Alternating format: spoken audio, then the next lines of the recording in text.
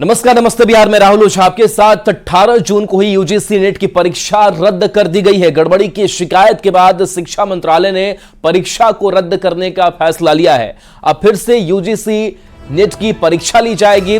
साथ ही पूरे मामले की जांच का जिम्मा सीबीआई को सौंपा गया है। आपको बता दें कि पूरे देश में 317 शहरों में 1205 परीक्षा केंद्रों पर मंगलवार को यूजीसी नेट की परीक्षा ली गई थी। परीक्षा में देश भर से करीब 9 लाख परीक्षार्थी शामिल हुए।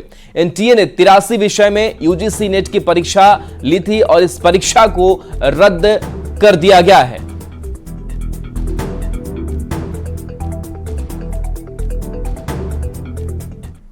तो नीट पेपर लीक कांड की जांच जारी है। पटना पुलिस की ईओयू की टीम ने कुछ कैंडिडेट से पूछताछ की, जिसे एनटीए की तरफ से दी गई जानकारी के आधार पर बुलाया गया था। पुलिस अपना काम कर रही है, पर इस बीच बिहार के डिप्टी सीएम विजय सिन्हा के बयान पर राजनीति गर्मा गई है। विजय सिन्हा ने प्रश्न पत्र लीक कांड के आरोपियों के तार तेजस्वी यादव से जुड़े होने की बात कही है, जिस पर सियासत गर्मा गई है।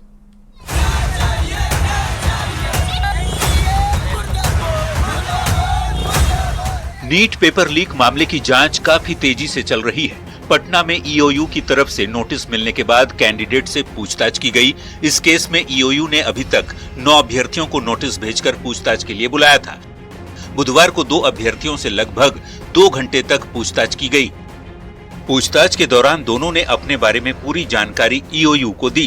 कैंडिडेट से ईओयू की टीम ने जो सवाल पूछे, उनमें क्या आपके संबंधी प्रश्न पत्र लीक करने वाले गिरोह को जानते हैं? क्या आपने सॉल्वर गैंग से संपर्क किया था? जवाब में कैंडिडेट ने कहा, मामले से हमारा कोई संबंध नहीं है। जांच एजेंसी अब कैंडिडेट के रिकॉर्ड किए गए बयान की पड़ताल करेगी। केस की जारी जांच के बीच नेताओं के बयान ने नीट के मुद्दे को गरमा दिया है। बिहार के डिप्टी सीएम विजय सिन्हा ने ये कहकर सियासी पारा बढ़ा दिया है कि जिन लोगों को गेस्ट हाउस से पकड़ा गया वो आरजेडी नेता तेजस्वी यादव के जान पहचान वाले हैं। आरोपी कोई भी हो, उसे बख्शा नहीं जाएगा। देखिए, मैं जानकारी प्राप्त कर रहा हूं, एनएचआई गेस्ट हाउस में जो लोग पकड़ाए हैं, कोई जदुवंशी हैं, उसका लिंक उसका संबंधी प्रीतम से है। लोग बता रहे हैं कि वो पूर्व डिप्टी सीएम तेजस्वी यादव से जुड़े हैं। एक समीक्षा करके जो लोग इसमें दोषी होंगे, कार्रवाई भी होगी। छात्रों के भविष्य के साथ वैसे ही खिलवाड़ हो रहा है, उस पर से जांच के बीच नेताओं के जाति और पार्टी विशेष को लेकर जिस तरह से बयान दिए जा रहे हैं, उसने राजनीतिक पारे को बेहद गरमा दिया है। Bureau report, news 18। पटना से बड़ी खबर है, जहां विश्वविद्यालयों का बकाया वेतन रिलीज किया गया है। शिक्षा विभाग ने वेतन रिलीज किया है। शिक्षक कर्मचारी का वेतन रिलीज हो चुका है। अतिथि शिक्षकों के लिए वेतन रिलीज किया गया है। 1600 करोड़ रुपए जारी किए गए हैं। विश्वविद्यालयों को विभाग ने निर्देश भी दिया है कि 1 महीने में वेतन आप दे दे। तो 1 महीने में वेतन देने का निर्देश तो विश्वविद्यालयों का बकाया वेतन रिलीज किया गया है। और ऐसे में विश्वविद्यालयों को विभाग ने निर्देश दिया है कि 1 महीने में वेतन आप दे दें।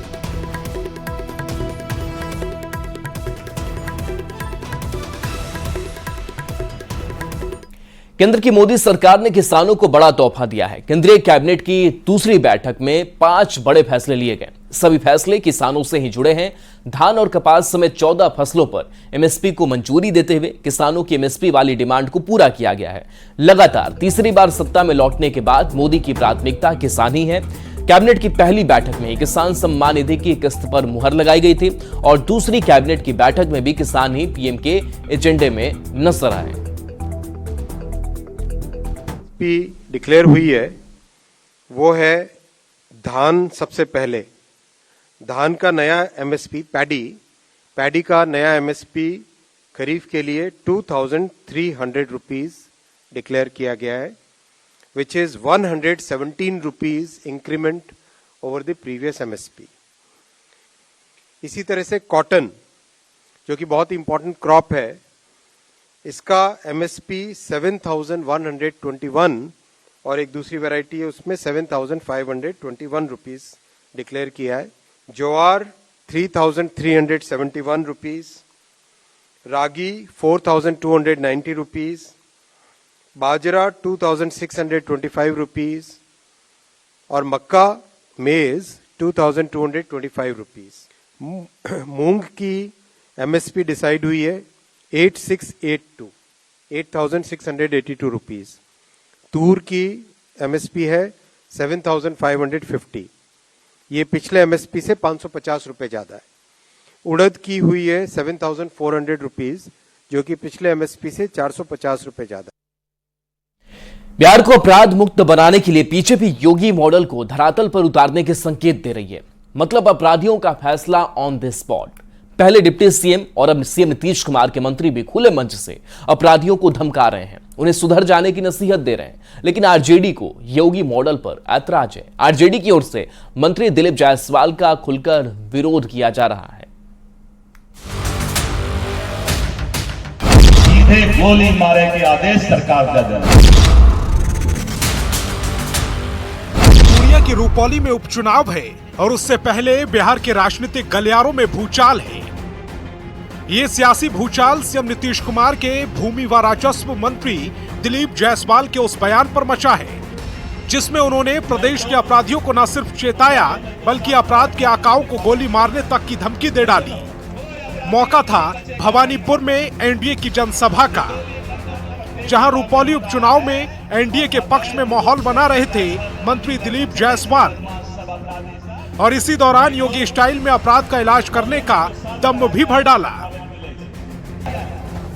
कि प्रत्येक जिला में एसआईटी का गठन होगा, अलग से पुलिस बल का गठन प्रत्येक जिला में हो रहा है, और अवैध रूप से जो राइफल गोली लेकर चले छे बदमाश सब अपराधी सब सीधे गोली मारे के आदेश सरकार का दे रहा है। कोई अपराधी अब नहीं बचेगा कहीं पर।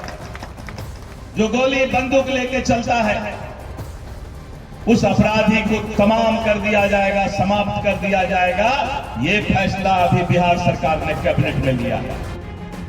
इधर मंत्री दिलीप जायसवाल ने अपराधियों को हड़काया और उधर बिहार की सियासत सुलग उठी।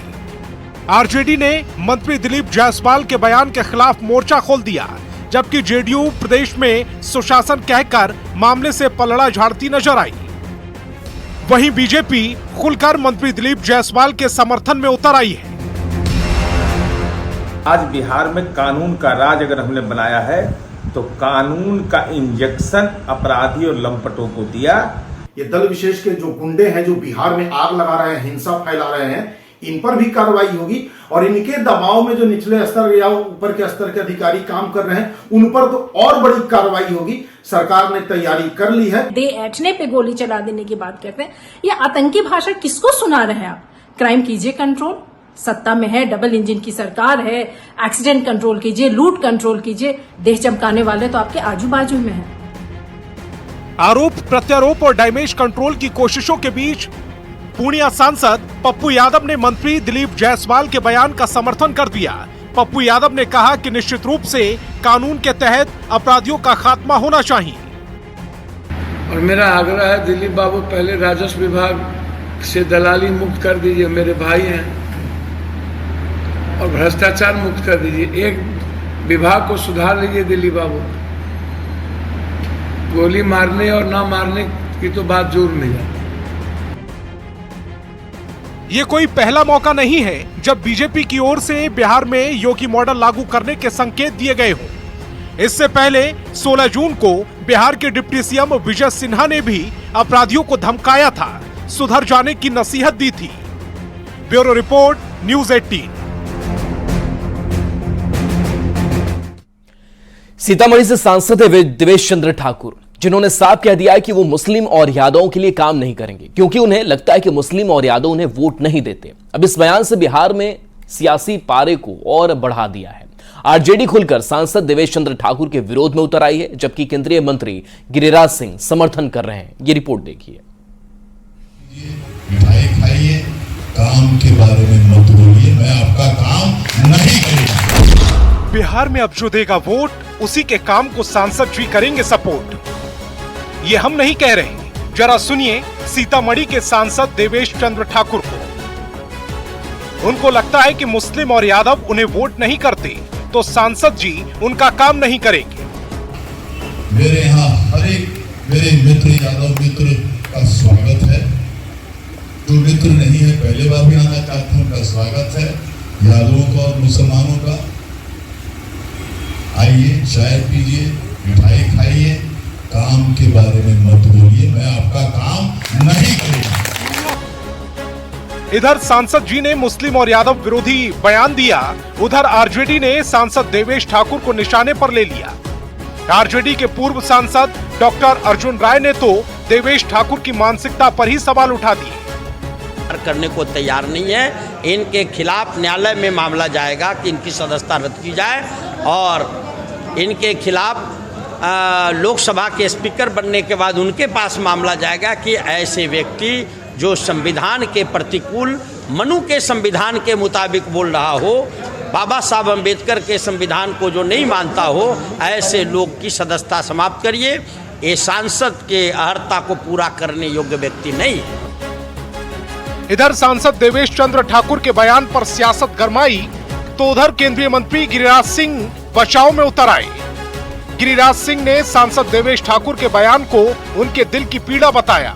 कहने लगे कि सांसद जी ने सबके लिए काम किया, कम वोट आने से उनका दिल टूट गया है। अगर मुसलमानों ने ये तय कर लिया कि हम नहीं वोट देंगे, तो ये एक सोची समझी रणनीति है जो सनातन को कमजोर करने का, भारत में गजवाए हिंद लाने का एक प्रयास है। देवेश चंद्र ठाकुर ने दिल की बात है। मामला दिल की पीड़ा का है या वोटों के ध्रुवीकरण का, जो भी हो, लेकिन सांसद देवेश ठाकुर के बयान ने आरजेडी को सियासत करने का भरपूर मौका दे दिया है, जिसका भरपूर इस्तेमाल आरजेडी रुपौली उपचुनाव में वोटों को भुनाने में करेगी। Bureau report, news 18। Tejashwi Yadav के बयान पर पलटवार करते हुए बीजेपी सांसद राजीव प्रताप रूडी ने कहा कि अपराधी की कोई जाति नहीं होती। तेजस्वी यादव ऐसा बोलकर अपराधियों को संरक्षण दे रहे हैं। कहीं ना कहीं वो अपने समाज पर एक प्रकार से उंगली उठा रहे हैं, जो उचित नहीं है। हत्या तो हत्या है और कोई भी हत्या गलत माना जाएगा, लेकिन उस हत्या को अपने समाज से जोड़ना और ये नहीं कि मारने वाला भी वही है, मरने वाला भी वही है, तो शायद अपने समाज को बदनाम करने का कोशिश कर रहे हैं। ये उचित नहीं है।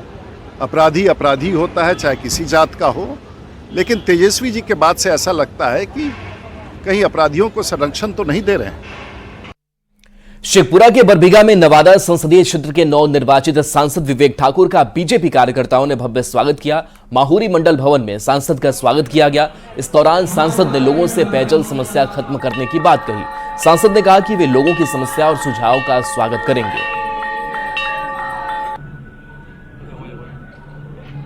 कि हम आम कार्यकर्ता से भी लोगों से राय लेते रहते हैं, ये नहीं कि सिर्फ जो मेरा विवेक कहे वही सत्य है। उसी क्रम में एक कार्यकर्ता ने मुझे एक सुझाव दिया कि सर एक काम आप करिए कि हर चौराहे पर एक जल की व्यवस्था हो जाए पूरे आपके क्षेत्र में। वो एक सामान्य जगह, हर एक व्यक्ति अपना चौराहा को जानता है। पूर्णिया के रुपौली विधानसभा उपचुनाव में बीमा भारती ने आरजेडी उम्मीदवार के तौर पर अपना नामांकन दाखिल कर दिया है। बीमा भारती ने कहा कि वे पहले भी 5 बार विधानसभा चुनाव जीत चुकी हैं। इस बार लालू प्रसाद ने फिर उन पर विश्वास जताया है और उन्हें टिकट दिया है। साथ ही उन्होंने जीत का दावा भी किया है। उसमें नामांकन भरे हैं और जनता के बीच जाने का फिर मौका मिला है और फिर जनता का अदालत में जाने के लिए हम लोग तैयार होते हैं। लगातार आप विधायक एनडीए से रही, इस बार आरजेडी से लड़ रही है, क्या लग रहा है इस बार रिकॉर्ड को दोहराएंगे क्या? बिल्कुल बिल्कुल दोहराएंगे और भारी मतों से जीतेंगे। पूर्णिया जिले के रुपौली विधानसभा में हो रहे उपचुनाव में आरजेडी उम्मीदवार बीमा भारती को समर्थन देने से पप्पू यादव ने इनकार कर दिया है। पप्पू यादव ने कहा कि इस जन्म में क्या अगले 7 जन्म में भी वे गलत का साथ नहीं देंगे। उन्होंने कांग्रेस पार्टी से भी ऐसे लोगों का साथ नहीं देने की अपील की है।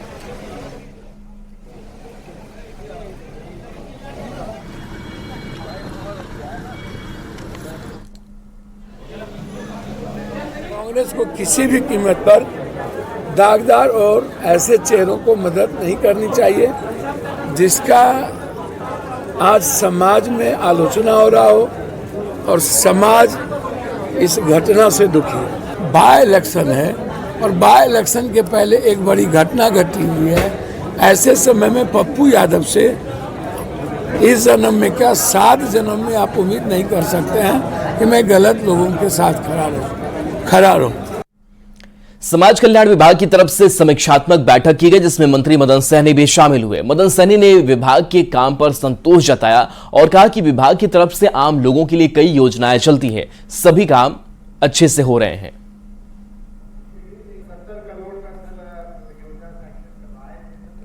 कि समाज कल्याण विभाग के अंतर्गत बहुत तरह के जो वृद्धा पेंशन है गरीबों के लिए, या बुनियाद केंद्र में जहां विधवा को दिव्यांगजन को वहां चिकित्सीय सहायता दिया जाता है, मोटराइज ट्राईसाइकिल हम लोग दे रहे हैं, दिव्यांगों को पेंशन दे रहे हैं, विभिन्न तरह का स्कीम है, सभी का हम लोगों ने समीक्षा किया है और संतोषजनक हम लोगों ने पाया है काम को, और आगे और अच्छे तरह से काम हो उसके लिए हम लोगों ने सभी को निर्देशित किया है। मुख्यमंत्री बाल हृदय योजना के तहत बिहार के 20 बच्चों की सर्जरी कराई जाएगी। बिहार के स्वास्थ्य मंत्री मंगल पांडे ने सभी बच्चों को अहमदाबाद के लिए रवाना किया।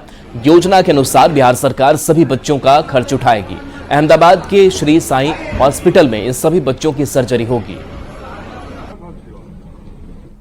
चिन्हित किया गया है जिनके हृदय में छेद है और उनकी जान बचाने के लिए उनका शल्य क्रिया करना बहुत जरूरी है, और बिहार सरकार की तरफ से आदरणीय मुख्यमंत्री जी के देखरेख में बाल हृदय योजना स्वास्थ्य विभाग के द्वारा चलाई जाती है, जिसमें ऐसे बच्चों के जान बचाने के लिए उनको शल्य क्रिया अहमदाबाद में निःशुल्क करवाई जाती है, और वहां श्री साईं हृदय चिकित्सालय है जहां पे यह ऑपरेशन पूर्ण होता है, और बिहार की सरकार की तरफ से बच्चे को उसके माता पिता को हवाई जहाज से मुफ्त में वहां भेजा जाता है, उसको बुलाया जाता है। रोहतास के डेहरी अनुमंडल में शराब के खिलाफ आम लोगों का गुस्सा फूट पड़ा। पुलिस के सहयोग से ग्रामीणों ने आसपास के 25 से अधिक शराब भट्टियों को ध्वस्त किया। ग्रामीणों का कहना है कि गांव के कुछ लोग शराब के अवैध धंधे में संलिप्त है। पुलिस की लगातार कार्रवाई के बाद भी तस्कर शराब बेचने से बाज नहीं आ रहे। बनाकर हम लोग ये कदम उठाए हैं, जिसमें हम लोग का थाना प्रभारी प्लस मीडिया है प्लस हर व्यक्ति ने हम लोग का सहयोग किए, उसमें हम लोग आज सफल रहे और अभी आगे हम लोग लगे हुए हैं और लगे रहेंगे। कितनी शराब की भट्टियां ध्वस्त की होंगी आप लोगों ने? कम से कम 25 भट्टियां ध्वस्त होगी।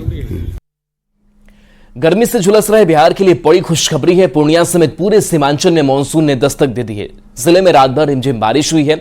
बारिश की वजह से कई जगह जल जमाव भी हो गया है। मानसून की पहली बारिश से लोगों को गर्मी से राहत मिली है और पूर्णिया में मिनी दार्जिलिंग का एहसास हो रहा है।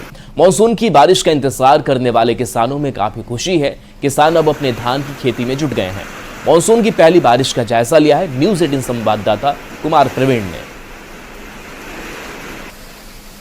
तो तस्वीर आपको दिखा रहे हैं किस तरीके से झमाझम बारिश हुई है और इस बारिश के साथ से किसानों के चेहरे भी खास तौर पर खिले हुए। हालांकि कुछ जगहों से जल जमाव की तस्वीरें भी सामने निकल कर आई है, लेकिन इसके बावजूद अब किसान इस बात को लेकर के तैयारी कर रहे हैं कि उन्हें धान का जो बिचड़ा है वो खेतों में डालने हैं और उनके चेहरों पर खुशी अब नजर आ रही। तो तस्वीर आपको दिखा रहे हैं पूर्णिया की, जहां पर देखिए कैसे इस पहली बारिश के बाद से शहर का हाल थोड़ा सा कह सकते हैं कि बदहाल नजर आ रहा है, क्योंकि कई जगहों पर जल जमाव की समस्या हो गई है। अमूमन ऐसी तस्वीरें सामने आती है जब बारिश थोड़ी ज़्यादा हो जाती है तो सड़कों पर पानी नजर आने लगता है, लेकिन इन सब के बावजूद किसानों के चेहरे पर खुशी है कि वो अपने धान की खेती अब शुरू कर पाएंगे, क्योंकि बेसब्री से इंतजार था इस मानसून की बारिश का और ये बारिश हुई है।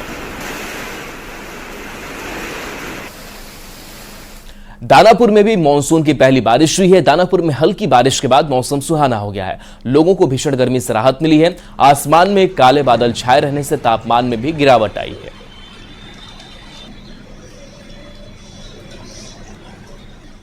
नवादा में लोग लू और गर्मी से काफी परेशान हैं। इंसानों से लेकर पशु पक्षी सभी गर्मी से जूझते नजर आ रहे हैं। जिले में ऐसी मान्यता है कि साइबेरियन पक्षी के आने से मानसून भी आ जाता है, मगर साइबेरियन पक्षी के आने के बाद भी मानसून अभी तक नहीं आया है। मौसम का हाल बता रहे हैं न्यूज 18 संवाददाता अनिल विशाल। मानसून लेट है और लेट होने के कारण ही मनुष्य से लेकर पशु पक्षी भी काफ़ी बेहाल है।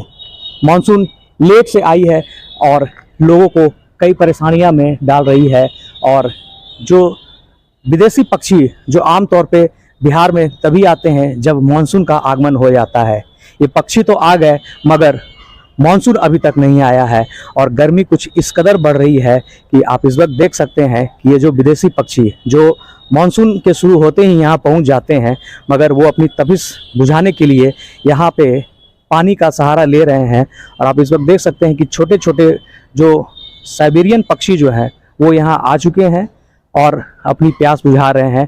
और लगभग जितने भी आसपास में जितने भी बड़े बड़े वृक्ष पेड़ हैं वहाँ इनका बसेरा आ चुका है। आमतौर पर ऐसी मान्यता है कि ये पक्षी यहाँ मौसम ठंड होने के कारण आते हैं और जैसे ही ठंड की शुरुआत होने लगती है ये पक्षी यहाँ से निकल जाते हैं। समाहरणालय समेत शहर के कई बड़े बड़े वृक्षों पर इनका बसेरा देखा जा सकता है।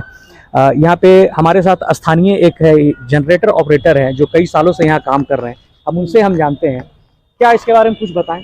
मौसम जब आते हैं तब सवेरियन पंछी यहाँ पहुँचते हैं। सभी सरकारी स्थान पे आते हैं और पानी के मौसम आने के पहले ही वो अपना नवादा पहुँचते हैं। लेकिन इस बार क्या हुआ? इस बार तो अभी पानी का मौसम नहीं, मौसम बदल रहा है